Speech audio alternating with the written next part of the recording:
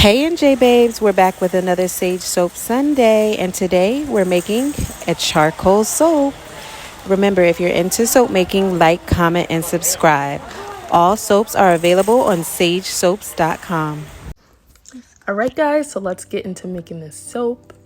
Here, we're going to use the heat transfer method to melt down our hard butters with our lye solution, and then we're going to mix until they're fully incorporated and melted down.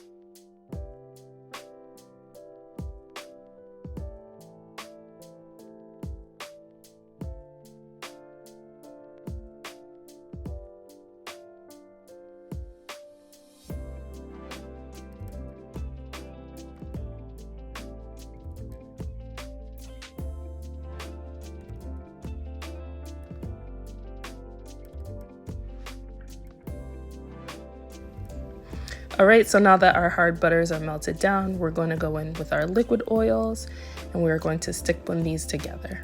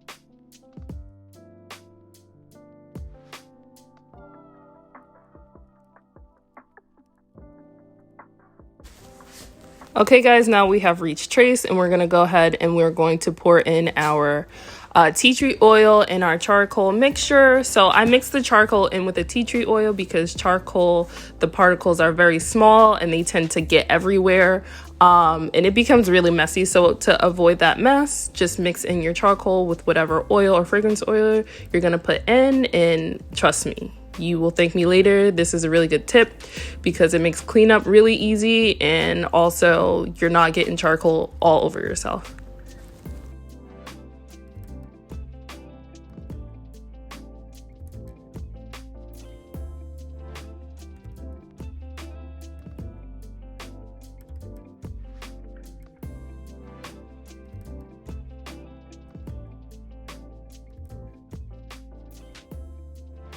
Okay, now we're just going in with our spatula and we're scraping out all the leftover charcoal and tea tree oil that's in the bowl. We're just making sure that we get all of that in there because the charcoal is mixed with the fragrance, and we want to get as much, well, no, not fragrance. It's actually an essential oil. It's tea tree essential oil, so we want to make sure we get all that in there. And then we're going to go ahead and we're going to stick blend again, making sure we get all the corners of the container. And then we're going to go ahead and pour it into our soap molds.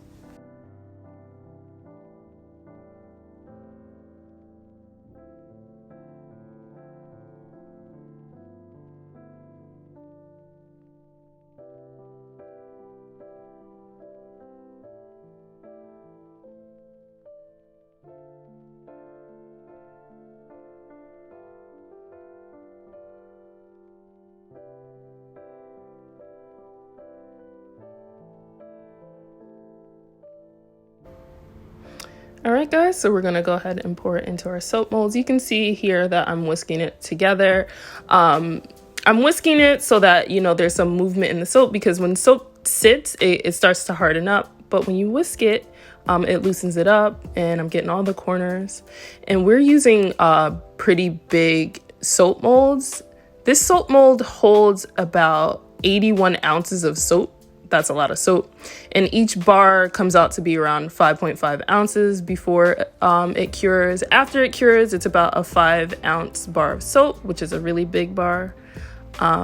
You'll see later that I'm going to compare it to a regular bar of soap that we sell, and you can see that it's much bigger in comparison.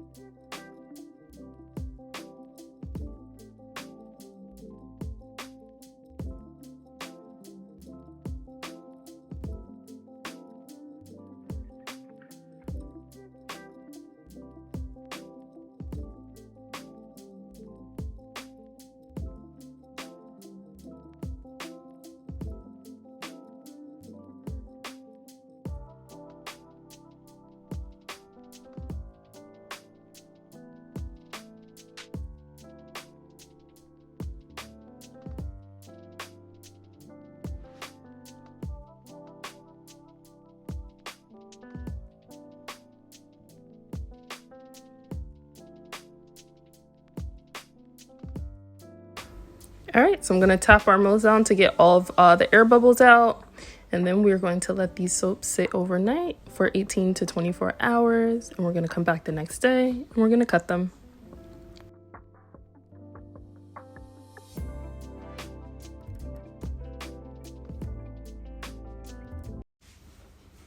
All right, so it's the next day. We've unmolded our soaps, and you can see here it's a little ashy on the top. It's actually called soda ash.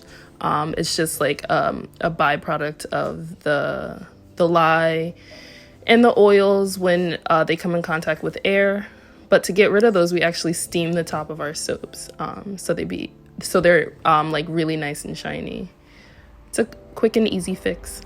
So you can see that I'm cutting the long bar because it doesn't fit on this soap mold with another soap cutting tool. And then I'm going to go ahead and cut.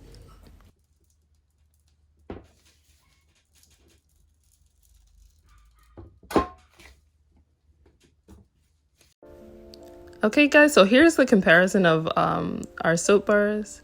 So you can see that this soap is much bigger than the other soap. The other soap is around 3.5 ounces, and this one is about 5 ounces. So it will last longer.